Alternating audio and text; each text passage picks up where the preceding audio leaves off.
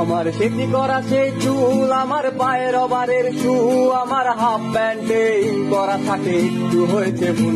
আমার স্কুলে যাওয়ার রাস্তা এখনো রয়ে গেছে আম গাছটা, আমার বকুলের সে বাকিটা এখনো হয়ে গেছে খুব সস্তা। আমার বাছাই করা সিট, আমার টিফিনে বন্ধু সিট, আমার টুক কথাতে লেগে যেত হায় অগোছালো মারপিট।